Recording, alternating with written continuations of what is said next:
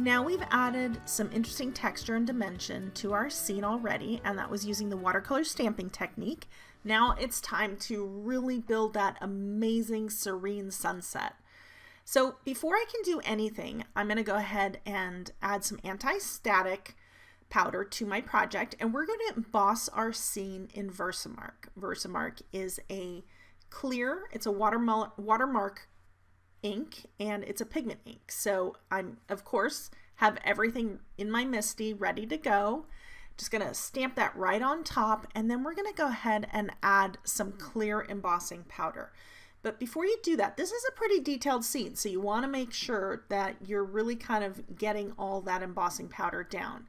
Now I have the giant tub by Wow, and let me tell you, this is the best, and this is the absolute best tub. It's only $15. You cannot go wrong with it.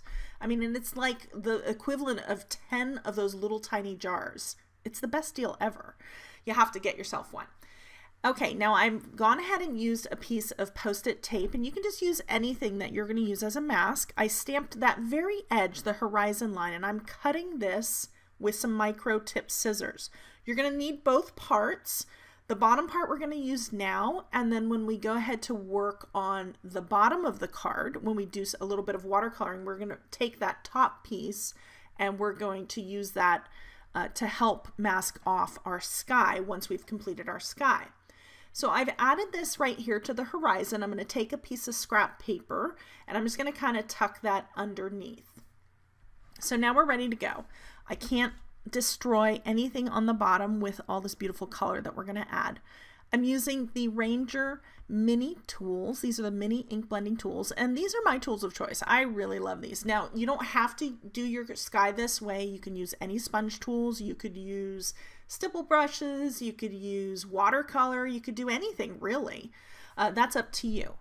I'm starting off with Scattered Straw, and Scattered Straw is probably one of the lightest yellows that in the distress line. You just want to start with light. Anytime I do any sort of blending, I always go lightest to darkest and then incorporate my light back throughout, and that helps me with transitions and easing out that blending, making sure everything looks really effortless. But right here, I'm focusing on the bottom right quadrant, and you could see that I'm just going very lightly. I have a 1 3/8 inch circle that I punched out and then cut off the top. I punched it out of some masking paper, and I'm just going to go ahead and peel off the back, lay that down, and that's going to give me that setting sun that I have, you know, kind of sinking through the clouds. That was what I was looking for. Now, it was funny because I really wanted this to look very effortless, and through mistakes, obviously, you're going to learn how to cover up some unintended happenstances in my card. But we'll get to that later. And right now I'm just adding more and more color. The one mistake that I did make, I think I probably should have added a little bit more color before putting my mask down. It's kind of hard to see. I do zoom into this project quite a bit throughout the rest. I just wanted you to get a feel for how I actually do my ink blending. This is 100% full speed right now. So I want to keep things really light. I always start off my project. I'm moving on to Fossilized Amber. Note I switched my tool out. I now have a different sponge tool. This one has a darker sponge on it, one that I've already used.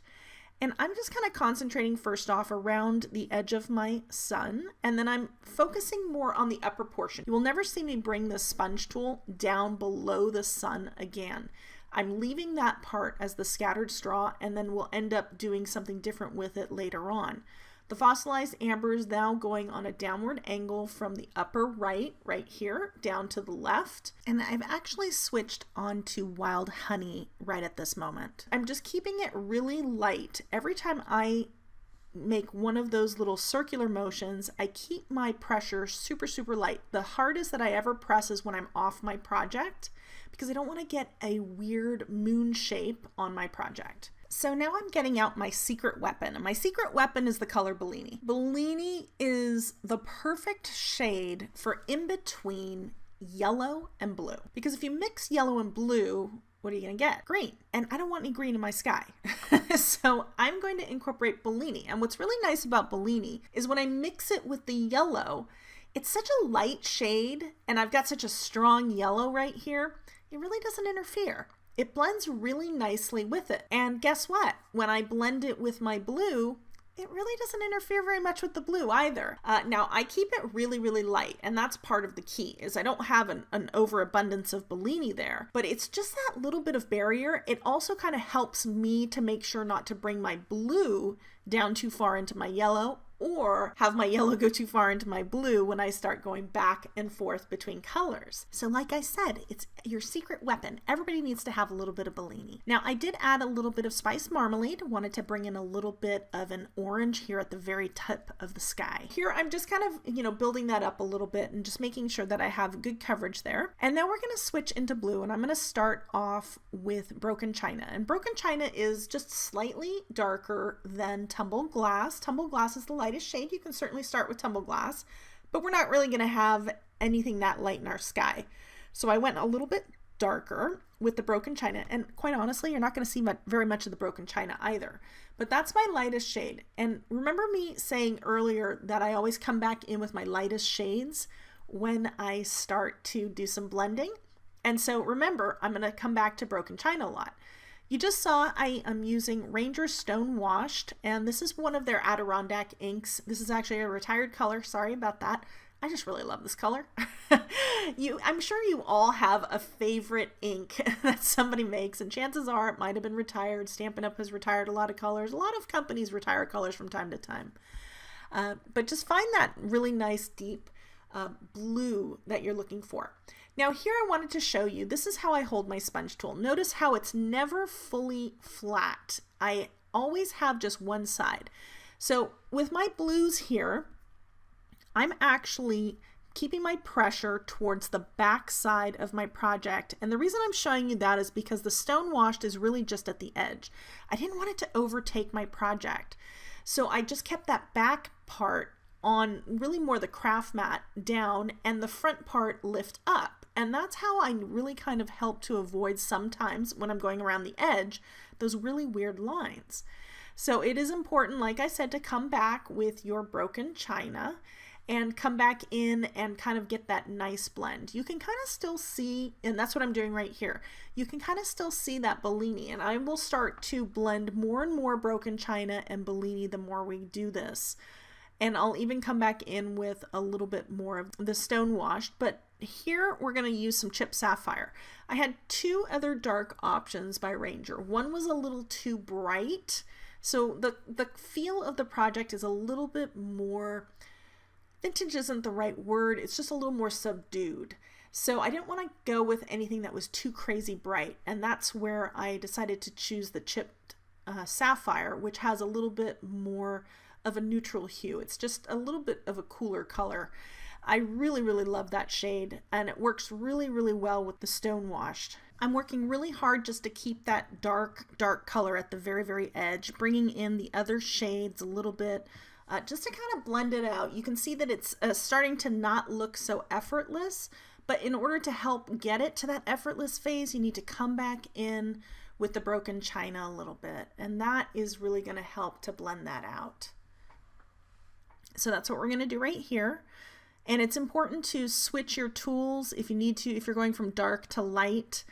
Very, very important. Even sometimes you'll see me just even get rid of some of the color on that piece of scrap paper there. But see, bringing in that light color really made a difference.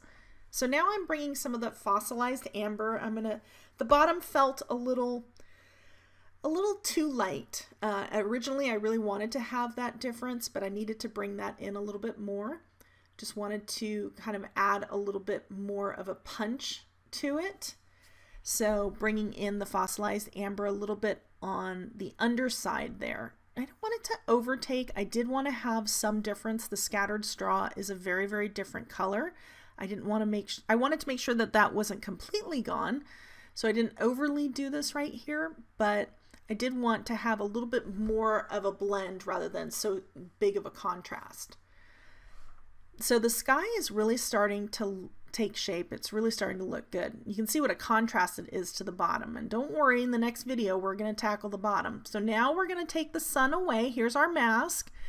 And you can see that that is a really big contrast, which is okay. I actually intended it to be that way, but I was hoping that I had done a little bit more scattered straw underneath in that underlayer. So now I'm taking scattered straw first, always working light to dark, and I'm just going around the very edge of the sun. Now, you remember how earlier I was saying how I kept the edge of the sponge tool toward the back of the project. I had one side down. I actually, when I go fully across my project, I usually have it completely flat. I just keep my pressure very, very light, and that's what I'm doing here. I'm keeping it very, very light. I am keeping a lighter pressure towards the inside as I do this, keeping it a little firmer towards the outside, kind of creating a halo at the same time. And I started off with scattered straw, then I worked in a little bit of the fossilized amber. This right here is spiced marmalade. That top was too much of a break. It was too stark of that line, just cutting into the clouds. And that is why I'm adding all of that spiced marmalade there. I really wanted to kind of emphasize that area. When you look at the close-ups at the end here, also in the tutorial as well, you can see how there's a real concentration of spiced marmalade around the actual sun where it's kind of lifting up into the sky. But I do have a fix for how to make this not such a big contrast, and this is where we use the stylus tool. This is the stylus tool. It's a tool by Color Box. It's been around for eons. I usually do this more so on glossy paper, but it worked really well here. We had a lot of ink, and that was important. Just to work with the stylus tool, you need to have layers of ink underneath. So I'm just working in that spiced marmalade. First off, I'm using wild honey, which is a real deep, kind of yellowish orangish color, and I'm bringing that across the top of my sun from my edge. I'm depositing ink first onto that tape right there, that blue tape, and the stylus tool, the part that's closest to me never touches the project. It's always the part that's farthest from me, the part that's on the top versus the bottom, based off how you're viewing it in this tutorial. I do want to note that this is 100% full speed, so this is exactly how fast I'm going. This is not sped up in any way, shape, or form right at this moment. I'm adding a little bit more color there to the bottom. It was feeling a little unbalanced. And now I'm coming in with some spiced marmalade. Gonna work that across. And what I'm really trying to do is kind of not make it such a big noticeable difference. I'm depositing a lot of color, and that's okay because sunsets have a lot of color, but it still wasn't enough for me. I still needed a little bit more. And what we're going to do is we're going to actually bring in some clouds using some brown, and that is going to help kind of keep that a little bit more balanced and feel a little more natural. We're going to do that using the stylus tool, but I'm going to do that in the next video. But first off, I'm going to add a little bit of wild honey here to the other side and a little bit of spiced marmalade. I wanted to have my project be a little balanced. It was feeling a little heavy on the right side. So I don't want to do this in the exact same place on the other side. That's why I'm doing it down a little closer to the horizon line, kind of at the base of that tree. So you'll have some of that color peeking through some of those gaps that you have in your evergreen branches. And it really seemed to work really well. This was really just developing your color. And it's really important when you're doing different scenes to kind of have this color layering and just these different hues. You just build up your color. Like I said, work from lightest to darkest, constantly go back to those colors and just keep tweaking it. And eventually, you really can't take it dark enough. And that's really the single biggest obstacle for people is they don't take it dark enough. And then it's just not quite right. And if you're feeling like it's not quite right, take it just a tad darker beyond comfortable. And I guarantee you will end up loving it.